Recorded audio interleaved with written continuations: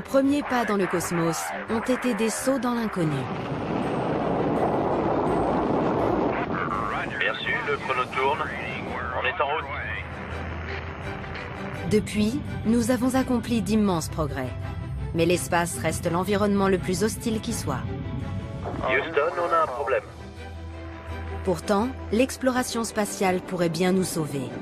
Il est absolument certain qu'un jour, notre planète deviendra inhabitable.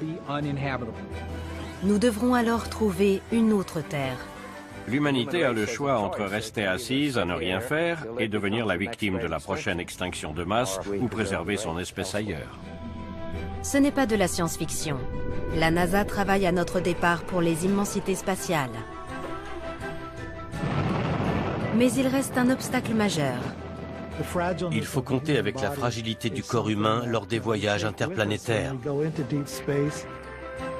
Notre ingéniosité peut-elle nous permettre de dépasser les limites de notre corps?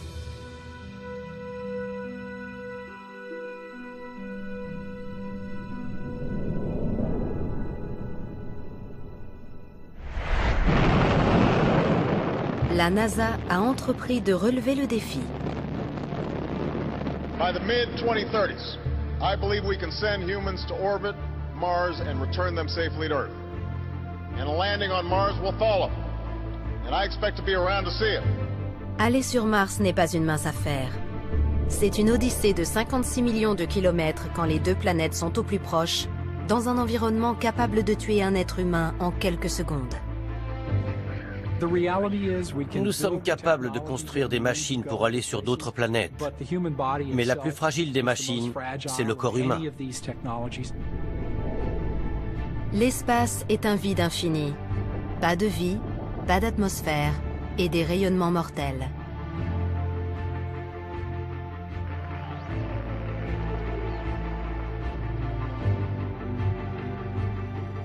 Aller sur Mars sera l'aventure la plus dangereuse jamais tentée par l'homme. Lorsque le président Kennedy a lancé son défi, nous n'avions jamais été en orbite. Et 8 ans plus tard, nous avons marché sur la Lune. Le prix du progrès, c'est la prise de risque. Parcourir les 384 000 kilomètres qui nous séparent de la Lune était un exploit. À son apogée, Mars est 100 fois plus éloigné de nous. Pour qu'un homme l'atteigne, il faudra effectuer un prodigieux saut technologique. L'équipage devra passer 3 ans en micro-apesanteur et en supporter les effets. Mal de l'espace, radiation, atrophie musculaire, fragilisation des os. Il affrontera ensuite une rentrée tourmentée dans l'atmosphère martienne.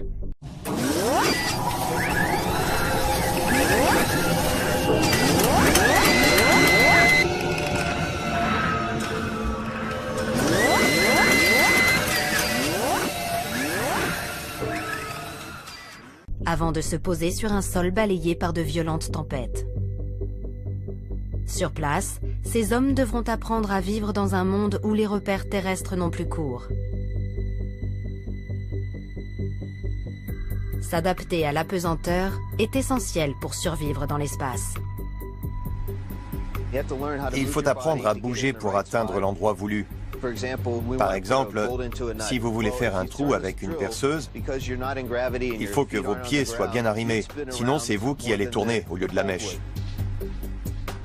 Nos premiers objectifs semblaient modestes. Ils se sont révélés beaucoup plus difficiles à atteindre que prévu.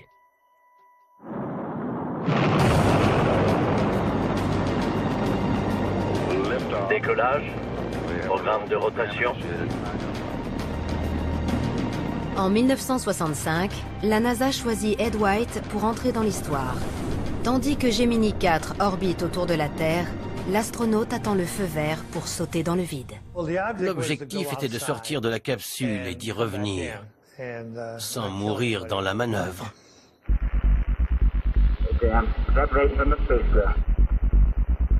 Il a flotté dans l'espace suspendu à sa corde. Cette première sortie dans l'espace est presque un acte de foi. Les concepteurs ont fait le pari que la corde tiendra, que l'alimentation en oxygène fonctionnera et que chaque partie de sa combinaison spatiale, chaque épaisseur, chaque joint, permettra à Ed White de revenir sain et sauf. En cas de défaillance d'un seul de ces éléments, il perdra connaissance dans les 15 secondes. Et en moins d'une minute, ses fluides corporels entreront en ébullition. Les combinaisons spatiales de Gemini étaient une première incursion sur la voie des sorties extravéhiculaires. Elles ont été conçues pour protéger du rayonnement et des grandes variations de température. Cette protection encombrante pèse 15 kilos.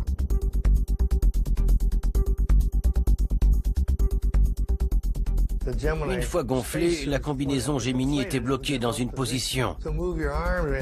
Pour bouger le bras, il fallait plier cette sorte de tube dont il était prisonnier.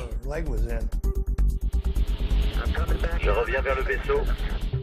Cette sortie enivrante a duré 20 minutes.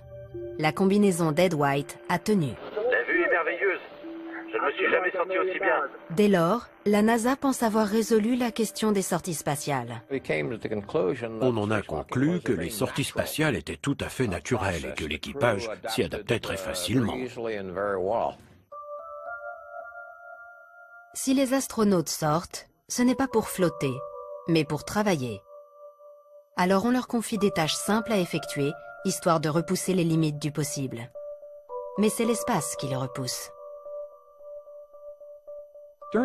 Pendant sa sortie, Gene Cernan surcompensait ses mouvements. Il s'agitait dans cet environnement dénué de pesanteur et n'arrivait pas à atteindre les endroits voulus. Et il a failli perdre connaissance.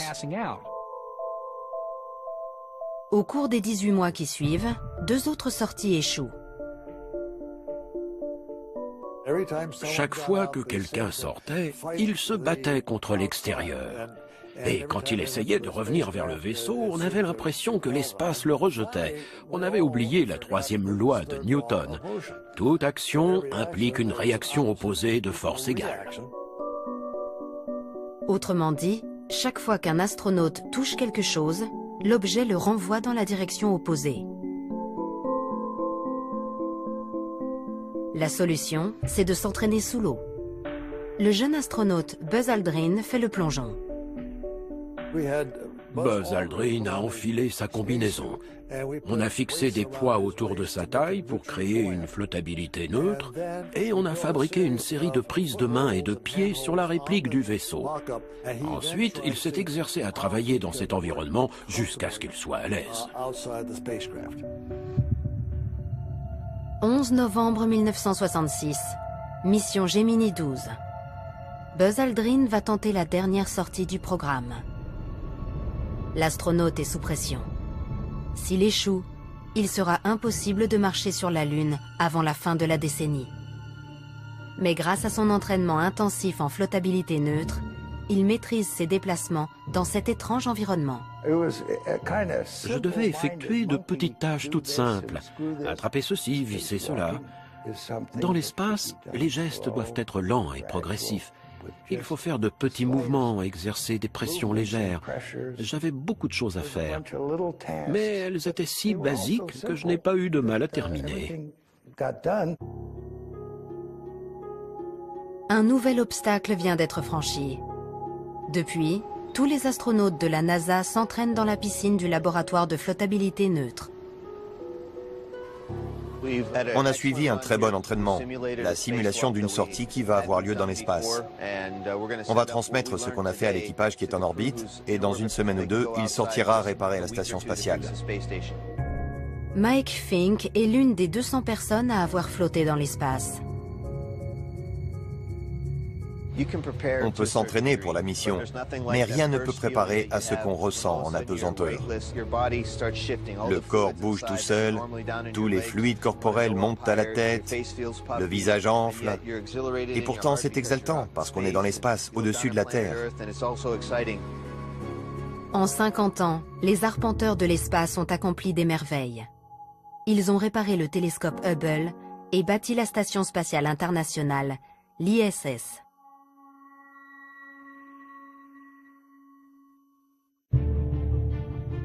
Mais ces missions ont été accomplies lors de plusieurs sorties extravéhiculaires de quelques heures chacune. Un voyage de 9 mois vers Mars est un vrai saut dans l'inconnu.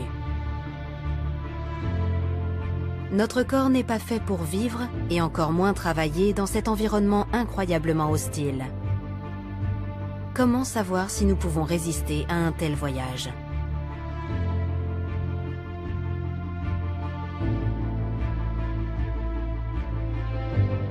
En 1973, la NASA a commencé à étudier l'impact de missions à long terme sur le corps humain. On n'était pas sûr qu'après un long séjour dans l'espace, un homme puisse survivre à son retour sur Terre. Pour le savoir, il faut d'abord donner plus de confort aux astronautes. La NASA recycle une fusée Saturn V pour construire Skylab, la première station spatiale américaine. L'étage supérieur de Saturn V était aménagé en un vaste logement, du moins selon les standards spatiaux.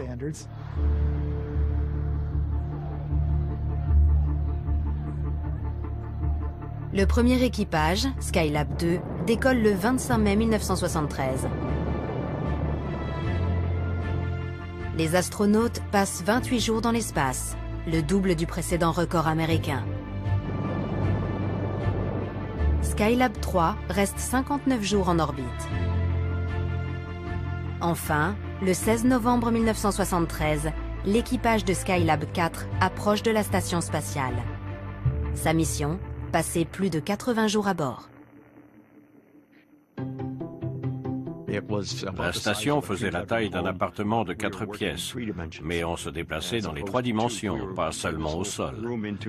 En apesanteur, la salle devenait soudain plus spacieuse, psychologiquement et physiquement. Skylab était immense.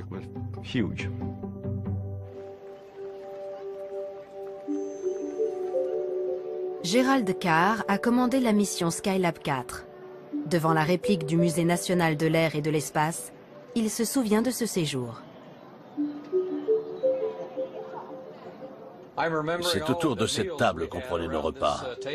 Lors de ma mission, on mangeait toujours tous ensemble. Grâce au congélateur de la station, l'équipage concocte l'équivalent spatial de bons petits plats. On avait 3 types de nourriture. Des aliments congelés comme des glaces, du filet de bœuf, du homard à l'américaine, du rôti de porc en sauce. Le deuxième type de nourriture, c'était des aliments lyophilisés, le genre de plat qu'on achète pour le camping. Le troisième, c'était des boîtes de conserve. La NASA avait un terme ronflant, elle appelait ça des produits thermostabilisés. Mais c'était de bonnes vieilles conserves. C'était notre apport en fruits. La salle de bain était là. Comme vous le voyez, le concepteur de ces toilettes était un sacré sadique. Pour s'asseoir sur le siège, il fallait se suspendre au mur comme une chauve-souris. Il y avait même une ceinture pour s'attacher. En plus d'être à la merci d'ingénieurs à l'humour douteux, les équipages des Skylab sont des cobayes humains. Au sol, les médecins suivent attentivement les effets de l'apesanteur sur leur santé. Quand un être humain est placé en apesanteur, il se produit une modification des flux corporels. Dans la glace, vous voyez une tête de citrouille, un gros visage rouge avec des orbites injectées de sang. Vos artères et votre cœur continuent de vouloir compenser la gravité et font remonter le sang vers la tête. Heureusement, ce problème disparaît au bout de quelques jours. En revanche, le tonus musculaire se détériore rapidement. On ne fait pas d'efforts comme sur Terre. On perd de la masse musculaire, surtout au niveau des jambes. Plus grave, le cœur ne travaille pas autant qu'au sol et sa taille se réduit peu à peu. Des exercices rudimentaires permettent d'entretenir un peu les muscles. Mais les premiers équipages des missions Skylab perdent 20% de leur masse musculaire en quelques semaines. Alors la NASA demande aux suivants de faire 1h30 de sport par jour. Voilà notre vélo d'appartement. On avait enlevé la selle qui nous gênait. On avait placé quelques serviettes au plafond et on pouvait se tenir debout sur le vélo, le squelette complètement étiré, au lieu de juste tendre les jambes. C'était un vrai plaisir. D'abord parce que j'adorais faire de l'exercice, mais aussi parce que ça faisait refluer le sang du haut du corps vers le bas, ce qui éclaircissait la tête. En plus des exercices, l'emploi du temps des astronautes est minuté. Cette activité intense mine leur morale.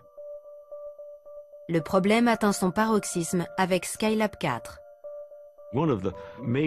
Quand on embarque pour un séjour spatial de longue durée, en premier lieu, il faut un travail intéressant qui stimule vos facultés intellectuelles. Et en second lieu, on doit avoir un minimum de temps libre. Les journées de Skylab se déroulent à une cadence infernale, calquée sur un séjour de 24 heures. Au programme, une foule d'expériences médicales et astronomiques et plusieurs sorties extravéhiculaires. On avait trop de choses à faire. Quand on ne peut pas prendre le temps de s'appliquer, on se trompe fatalement. On a fait des erreurs dès le début de la mission. Faites l'expérience. Fixez-vous une tâche à faire toutes les 5 minutes pendant une journée. C'est très difficile de suivre le rythme. On était sous pression, on devait travailler trop vite. Cette situation a engendré des problèmes psychologiques, comme la phobie de l'échec. L'équipage avait certainement une charge de travail très lourde. Depuis le centre de contrôle, il était difficile de se rendre compte de ce qu'ils ressentaient là-haut. Au bout d'un mois, les médias ont vent des problèmes rencontrés par Skylab 4. Selon certains rapports, cet équipage serait moins enthousiaste que les précédents. Vous avez un commentaire? Oui, ce sont vos rapports, pas les nôtres. Cet équipage est très enthousiaste, on n'a aucun problème avec lui. En réalité, l'incompréhension entre le contrôle au sol et Skylab va déboucher sur ce qu'on a appelé la première mutinerie de l'espace. J'ai dit au sol qu'on allait prendre notre dimanche. On a fait une pause d'une journée. Mais ce qui s'est passé, c'est qu'on a oublié de reconfigurer nos radios et le contrôle nous a appelés. Skylab, ici Houston via Corpus Christi, Merritt Island et Bermude, pendant 41 minutes et 30 secondes, à vous. On n'a pas répondu. Ils ont dû envoyer un signal d'urgence pour attirer notre attention et rétablir le contact. D'accord, merci Skylab 4. Ok, à plus tard. Ils ont qualifié ça de grève de l'espace. C'est idiot. Ça ne peut plus durer ainsi. Finalement, au bout d'une quarantaine de jours, on est passé au-dessus d'un relais américain pendant 14 minutes. On a expliqué au sol ce qu'on n'appréciait pas. Je pense qu'un équipage ou toute personne qui fait de longues journées de travail a besoin d'un temps de pause en fin de journée pour se détendre et faire le point afin de se préparer à aborder les activités du lendemain. Au relais suivant, c'était à eux de se plaindre de nous. On a réussi à mettre en place une meilleure façon de travailler. Tout le monde en a tiré profit, pas seulement nous, mais tous les équipages et missions qui ont suivi. Désormais, dans les stations spatiales, l'emploi du temps est beaucoup plus souple. Et le moral et la productivité des équipages sont bien meilleurs. Nous étions beaucoup plus détendus et productifs. Cet événement a été cité dans des revues de management. On a donné cette histoire en exemple pour démontrer qu'il est contre-performant de surcharger ses collaborateurs de travail. Le 8 février 1974, Gerald Carr, Ed Gibson et William Pogg reviennent sur Terre. Ils ont passé 84 jours, 1 heure et 16 minutes en orbite. Certains ont dit qu'on était en meilleure forme à notre retour qu'au départ. Skylab a été un programme très riche. On a appris à faire de l'exercice dans l'espace, à se nourrir, tous les éléments de base nécessaires à un long séjour dans le cosmos. Ça a été un véritable tournant. Skylab a aussi donné lieu à des innovations surprenantes sur Terre.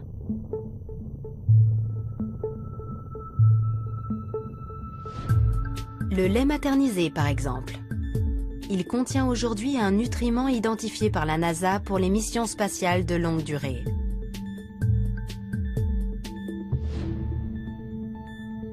Les missions Skylab ont aussi souligné l'importance des relations de travail entre l'équipage et le contrôle au sol. Pendant les missions de longue durée, il y a des hauts et des bas. Il arrive que les astronautes et les équipes au sol s'accrochent un peu. Mais ils savent bien qu'il faut travailler ensemble, en professionnel, et ils passent à autre chose.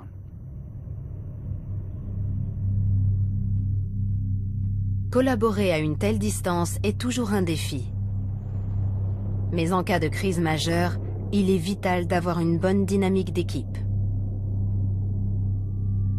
14 avril 1970, Fred Haise, Jack Swigert et James Lovell, un vétéran qui a 3 missions à son actif, sont à bord d'Apollo 13. Ils ont quitté la Terre 2 jours plus tôt pour tenter un 3e alunissage. À 380 000 km de la Terre, l'équipage se prépare à dormir. Avant cela, Houston a une dernière requête de routine pour les astronautes. On a une checklist de 5 pages. On arrive au dernier élément de la liste. Est-ce que nous demandons un brassage des réservoirs? Ce brassage permet d'uniformiser les réservoirs d'oxygène pour que la salle de contrôle puisse vérifier leur niveau.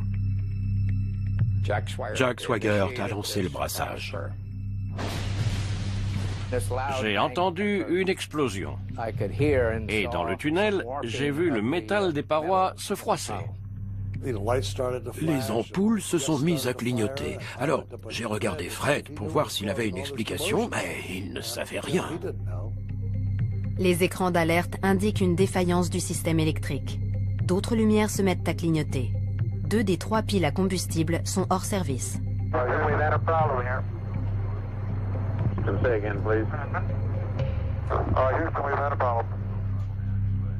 Au centre de contrôle, on pense qu'il s'agit d'un simple problème informatique.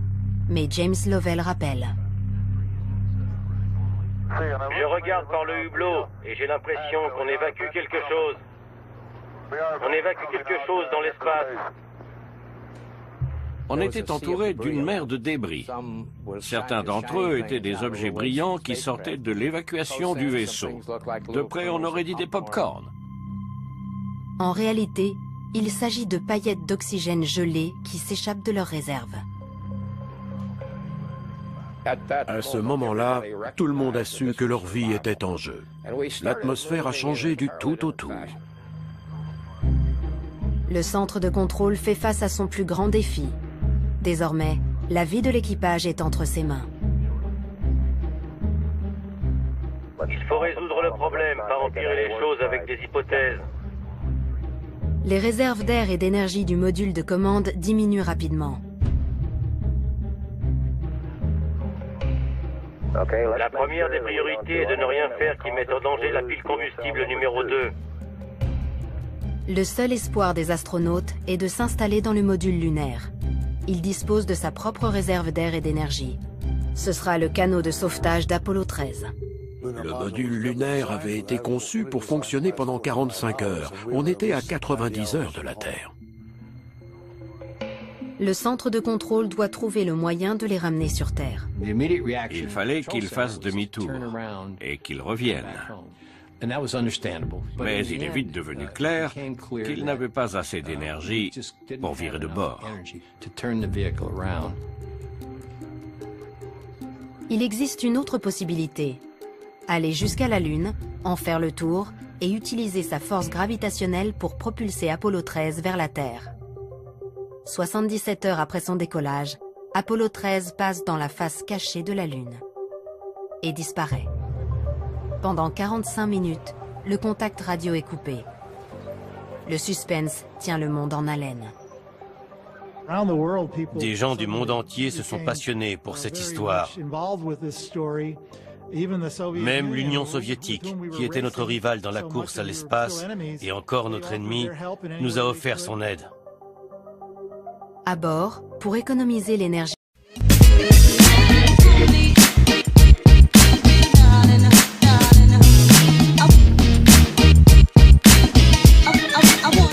au maximum, on coupe tous les systèmes. y compris celui de navigation et de guidage. Mais rapidement, un nouveau problème surgit.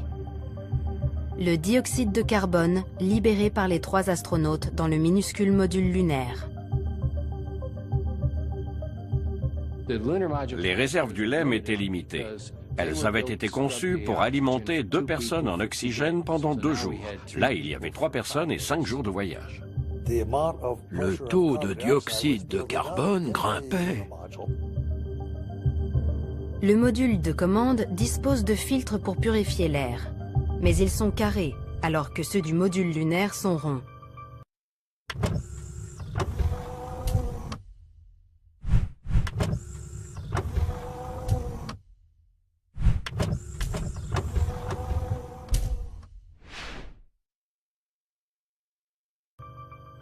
Le centre de contrôle doit trouver une solution.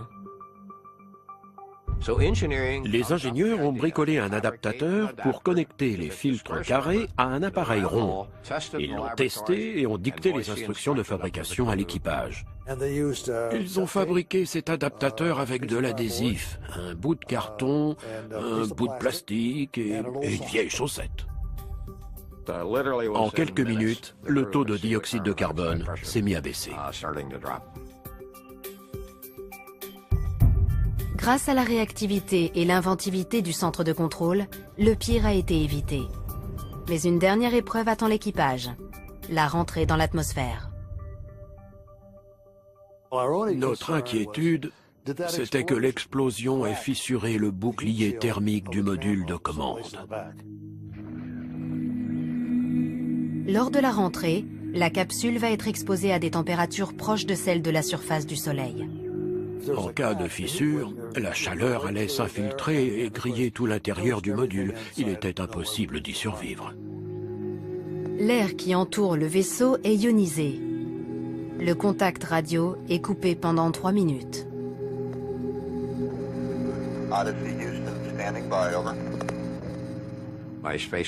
Mon Capcom répétait « Odyssey Houston en stand-by ». Pas de réponse. On a appelé encore et encore. L'attente dure désormais depuis 4 minutes. On commençait à perdre espoir. Tous les contrôleurs fixaient les horloges et se demandaient ce qui avait pu leur arriver.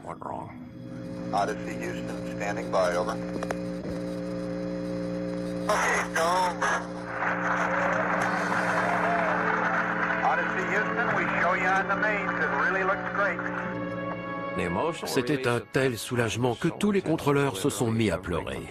C'était très embarrassant. On a touché la surface et j'ai vu l'eau éclabousser le hublot. On n'a pas coulé dans l'océan. Là, j'ai su qu'on était sauvés. Quand ils ont atterri, la salle entière a explosé de joie. On a sorti les cigares, agité nos drapeaux. On était tous tellement heureux. L'épreuve d'Apollo 13 prouve une fois de plus que l'espace ne tolère aucune erreur. Apollo 13 a montré que la défaillance d'un minuscule fil pouvait conduire à la tragédie. Le travail d'équipe et les compétences du centre de contrôle ont sauvé la mission. Il faut des hommes au sol pour diriger les astronautes dans l'espace. L'équipage était bien entraîné. C'étaient des experts en pilotage, mais ils ne pouvaient pas résoudre le problème seuls. La chance d'Apollo, c'est que l'équipage était tout prêt.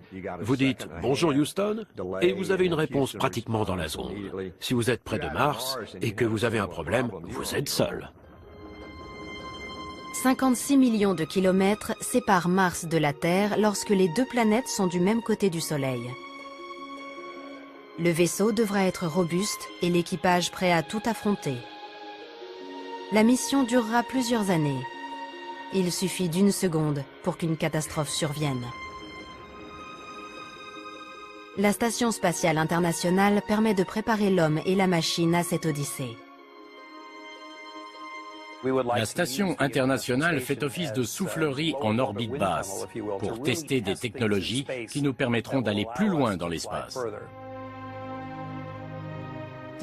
On travaille énormément sur les systèmes de support vie. Ce sont des machines qui peuvent filtrer le CO2, faire circuler l'air, gérer l'alimentation électrique au plus près. Ces systèmes doivent être extrêmement fiables quand on quitte la Terre pour un voyage de plusieurs années. L'objectif est d'utiliser aussi peu de ressources que possible et de créer un système en circuit fermé. Pour le tester dans l'espace, l'ISS est le banc d'essai idéal. Le système de support vie de l'ISS retraite la transpiration et les urines pour en faire de l'eau potable.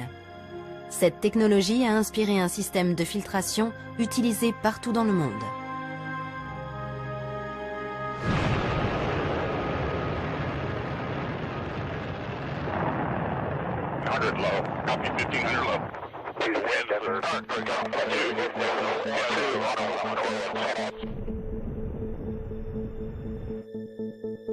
Mike Lopez Alegria peut se porter garant du système de support vie.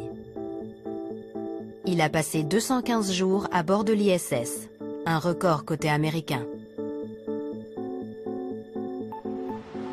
On m'a demandé si ça ne m'a pas rendu fou de passer 7 mois là-haut. Mais quand on est dans la station spatiale, on ne vit pas les choses comme ça. On est toujours occupé. Le temps est passé très vite. Le record du plus long vol spatial humain est détenu par un cosmonaute russe, Valery Polyakov. Entre 1994 et 1995, il est resté 14 mois à bord de la station Mir. Aucun effet à long terme sur sa santé n'a été détecté. J'ai assisté au retour de Polyakov sur Terre. Je n'aurais jamais deviné qu'il venait de passer autant de temps dans l'espace. Il n'éprouvait aucune difficulté à marcher et à parler. Et il avait une mine superbe. Mais ces records ont été établis en orbite basse. Lors d'un voyage vers Mars, les astronautes seront soumis à une menace invisible, mais bien réelle. Les radiations. Les rayons cosmiques et les particules émises lors des éruptions solaires forment un cocktail mortel. Une exposition intense, même brève, peut donner la fièvre des radiations comme on l'a vu au Japon avec la bombe atomique. À long terme, même un faible taux de radiation peut provoquer des cancers. Il faut trouver le moyen de se protéger du rayonnement. En orbite, ce rayonnement est beaucoup moins dangereux. Le champ magnétique terrestre nous protège. Il est très épais et assez puissant pour dévier les rayons. Mais dès qu'on le quitte, on est exposé à ce flux continu et on est irradié.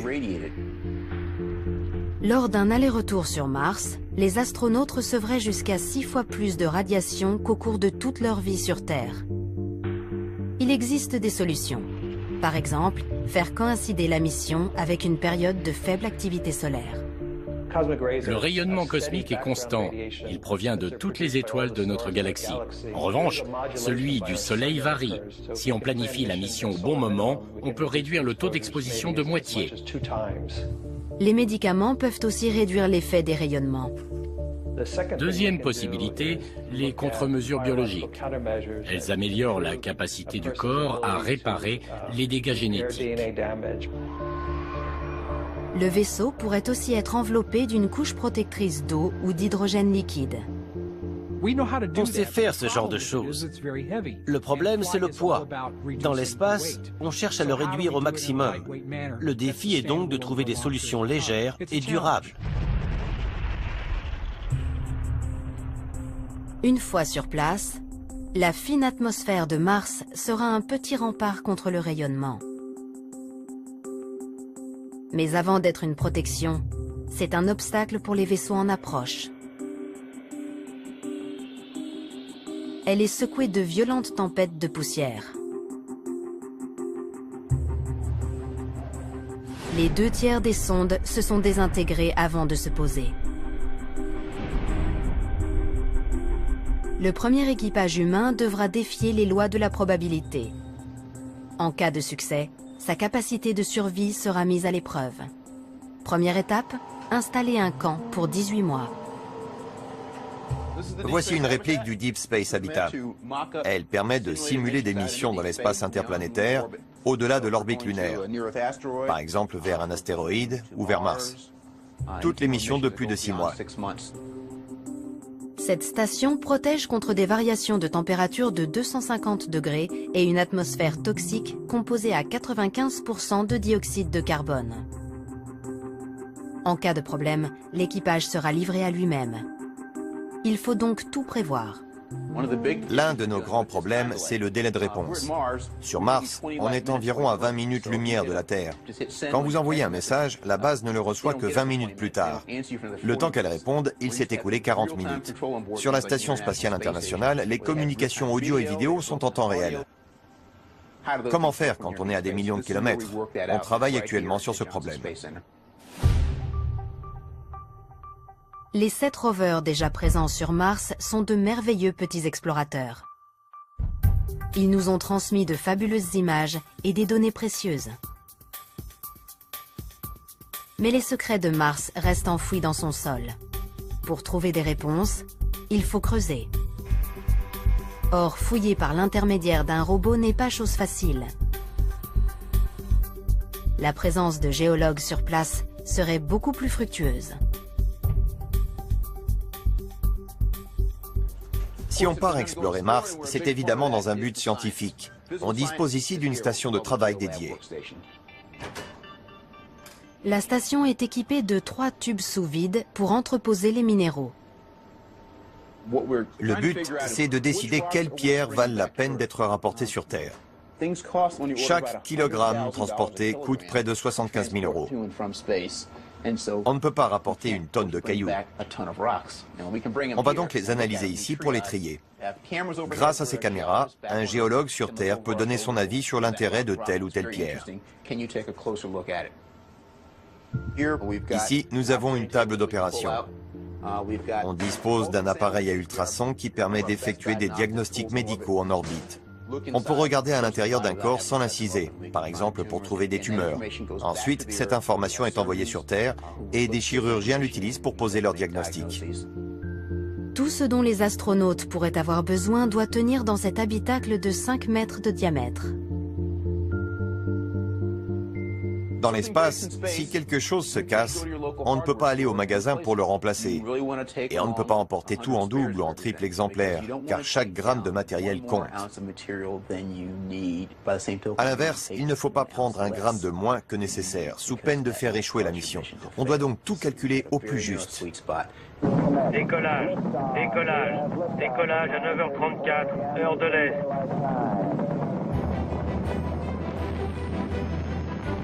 Ce calcul, la NASA l'a déjà fait il y a plus de 40 ans. Jusqu'à présent, les missions Apollo 15, 16 et 17, les fameuses missions J, demeurent le seul exemple de séjour sur un autre corps céleste que la Terre. Les équipages sont restés 2 à 3 jours sur la Lune pour recueillir des données géologiques. C'était un vrai plaisir de travailler sur les missions J. Chaque seconde passée sur la Lune, ou à proximité, a été exploitée pour accomplir quelque chose d'utile. Des années de formation intensive ont fait des pilotes d'essai des géologues avertis. Quand je suis arrivé à la NASA, je savais distinguer une pierre d'une motte de terre. Mais au moment d'Apollo 16, j'avais 6 années de formation derrière moi. J'étais devenu un assez bon géologue de terrain. L'emploi du temps de l'équipage est chargé. On avait divisé nos 72 heures de présence en 3 tranches de 24 heures. C'était comme aller travailler sur Terre. On passait 8 heures dehors. Pour tromper notre faim, on avait juste une petite barre sucrée fixée dans le masque qu'on pouvait grignoter. Quand on rentrait dans le module, on enlevait nos combinaisons, on mangeait, on suspendait nos hamacs et on se couchait. Les astronautes des missions J explorent un terrain accidenté. Leur combinaison spatiale doit être robuste. Mais il faut aussi qu'elle soit assez souple pour qu'ils puissent se mouvoir et recueillir des échantillons. Voici la combinaison du commandant David Scott lors de la mission Apollo 15. Elle est très sale, mais c'est de la belle saleté. c'est de la poussière de lune. Cette combinaison était faite pour permettre aux astronautes de s'agenouiller sur le sol et de se déplacer assez facilement et en souplesse. Les combinaisons pèsent plus de 70 kg, mais l'attraction lunaire est 6 fois moins forte que la gravité terrestre. Les astronautes ont donc l'impression de porter une quinzaine de kilos. Quand on visionne les films des astronautes d'Apollo sur la Lune, on les voit faire des petits sauts. En fait, ils étaient obligés d'avancer par petits pas pour empêcher cette lourde masse d'aller trop vite. Il ne fallait pas perdre le contrôle de la combinaison. On pouvait facilement perdre l'équilibre sur la Lune parce que le sac à dos qui contenait le système de survie pesait plus lourd que moi. Mais j'ai trouvé ces combinaisons très confortables. Si la Lune est un gros caillou dans l'espace, Mars a une atmosphère et des saisons. Sur Mars, il y a régulièrement des tempêtes de poussière et la planète connaît des variations saisonnières. La combinaison martienne devra être très bien étudiée. Pour faire un petit pas sur le sol de Mars, il faudra faire un bond de géant dans la conception des combinaisons. Un laboratoire de la NASA met actuellement au point le vêtement spatial du XXIe siècle. La priorité est de fabriquer des combinaisons aussi pratiques que possible, parce que nos astronautes devront effectuer des tâches complexes dans un environnement très difficile. Fin 2012, la NASA a dévoilé son nouveau costume spatial, le premier depuis 20 ans. Il a été pensé pour faciliter le travail des astronautes. Voici le prototype de la combinaison Z1. Elle permet une grande mobilité du bas du corps. Elle comprend plusieurs joints avec roulement à billes, ici au niveau de la hanche, au niveau de la cuisse et enfin ici à la cheville.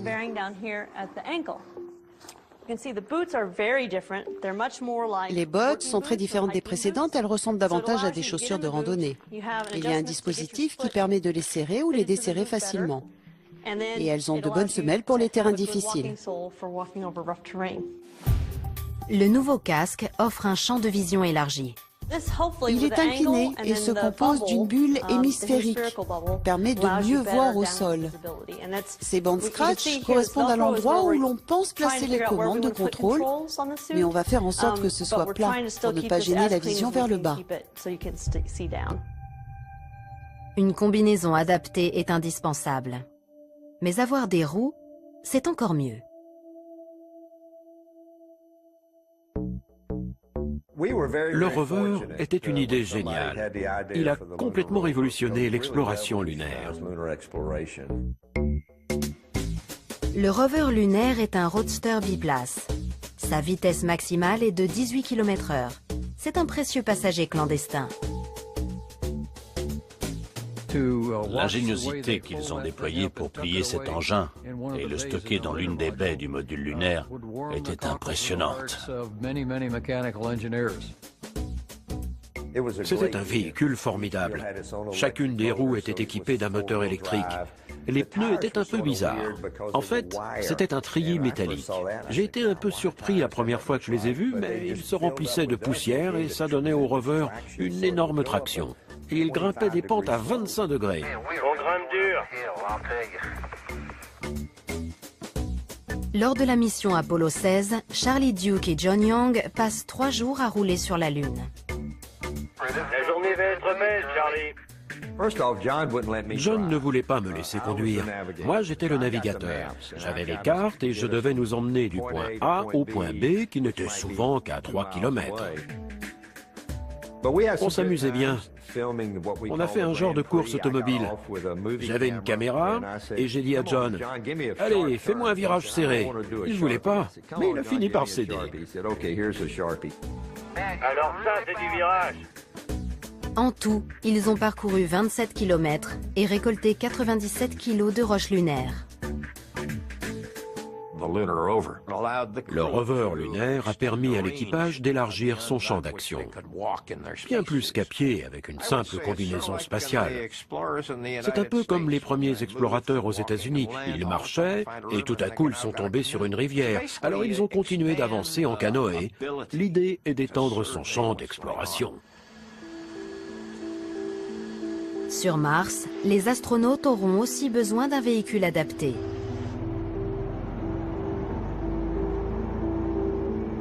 La NASA travaille sur un engin beaucoup plus sophistiqué que le rover d'Apollo. Voici donc notre véhicule pour l'exploration de l'espace. La grande nouveauté, c'est d'abord la cabine pressurisée. Une fois à l'intérieur, on peut explorer la planète en bras de chemise. Une cabine pressurisée permet de faire des sorties à durée variable, une seule journée à 15 jours d'affilée. Et elle offre une bien meilleure vision de la surface. Deuxième innovation, le rover peut se mouvoir dans toutes les directions. Il peut effectuer une rotation continue. Chaque roue tourne à 360 degrés. On a surnommé ce concept la conduite en crabe. Il peut ainsi s'arrimer à d'autres modules comme la capsule d'habitation. Mais ce qui distingue radicalement des autres ce rover nouvelle génération se trouve à l'arrière. C'est un concept vraiment nouveau, on appelle ça un suit port, un sas combinaison si vous voulez. Avec ce dispositif, les combinaisons n'entrent jamais dans le véhicule. Les astronautes se glissent à l'intérieur depuis le rover, harnachent leur sac à dos et se détachent. On peut ainsi éviter les problèmes rencontrés sur les missions Apollo. La poussière de la Lune est si fine qu'elle pénètre dans la combinaison, dans les bottes. Ça colle aux mains et on ne peut pas s'en débarrasser. On en ramenait à chaque fois à l'intérieur, il y en avait partout. La poussière pénètre dans les poumons et endommage aussi les instruments. Les nouvelles combinaisons resteront aussi pressurisées. Un gain de temps précieux.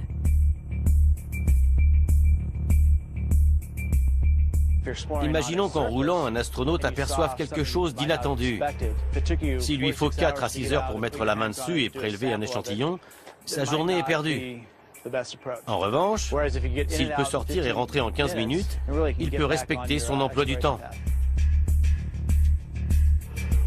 Explorer creuse l'appétit. L'alimentation des astronautes est un champ de recherche relativement récent. Lorsque les missions étaient courtes, la nourriture était vraiment le cadet des soucis des astronautes. Ils voyaient ça comme un séjour de camping, où on mange ce qu'on trouve et peu importe ce que c'est. Par contre, à bord de la Station spatiale internationale, on a connu très vite des problèmes de rupture de stock de nourriture ou de café, par exemple. Et il est devenu évident que c'était quelque chose de très important pour l'équipage. On aimait bien se retrouver autour de la table. Je crois que je détiens le record en nombre de calories. Les premières semaines, je dépassais 5000 calories par jour. Quand on fait beaucoup d'exercices, on a besoin de plus de nourriture. Embarquer une bouteille d'eau coûte plus de 35 000 € en combustible. Pour un voyage de 3 ans vers Mars, il faudrait à chaque astronaute 2 tonnes de nourriture. Une note de 235 millions d'euros par personne. En fait, ils n'emmèneront pas toute leur nourriture avec eux. Ils auront un potager d'intérieur sophistiqué pour cultiver leurs propres plantes. Une fois sur Mars, on installera ce qu'on appelle un système de régénération biologique. On cultivera des légumes, des fruits et peut-être d'autres cultures de base. Les astronautes de l'ISS expérimentent le jardinage spatial depuis des années. Les plantes donnent de l'oxygène et consomment du dioxyde de carbone. C'est un merveilleux moyen de régénérer l'air. L'équipage martien aura donc un jardin, un module d'habitation confortable et un véhicule pour explorer la planète. Il y a 50 ans, tout ceci relevait de la science-fiction. Mais la réalité rattrape peu à peu le rêve. Les progrès technologiques ouvrent également la voie à de nouveaux modes de propulsion.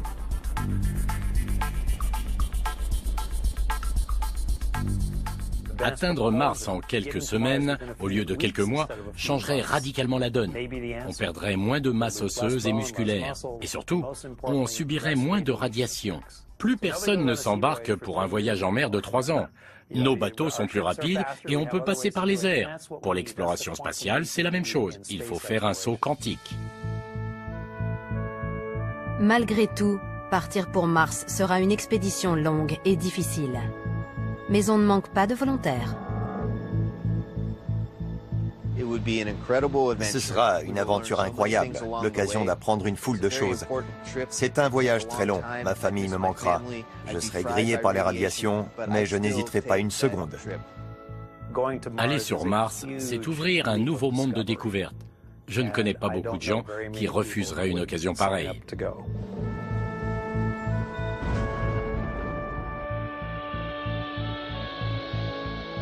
En à peine 60 ans, nous avons parcouru un chemin extraordinaire. On ne comprenait rien aux fusées. À cette époque, un véhicule sur 2 n'atteignait pas son objectif. Mais nous avons persévéré jusqu'à atteindre la Lune. Depuis, chaque orbite autour de la Terre nous a permis de progresser. Nos vaisseaux spatiaux sont toujours plus perfectionnés. La portée de nos sondes, de nos rovers, de nos télescopes est toujours plus grande. Elle alimente notre soif d'explorer l'inconnu. Curiosity est équipée de caméras fantastiques. Elles font des zooms incroyables. Toutes ces images me donnent envie d'aller sur place. Les hommes explorent la Terre depuis quelques centaines de milliers d'années. Nous avons à peine entrouvert la porte de l'espace. Mais la vue est superbe. La lumière met 4 ans à atteindre l'étoile la plus proche. Les voyages dans l'espace n'en sont encore qu'à leur balbutiement. Mais nous savons déjà que nous sommes au seuil de quelque chose qui dépasse tout ce qu'on peut imaginer.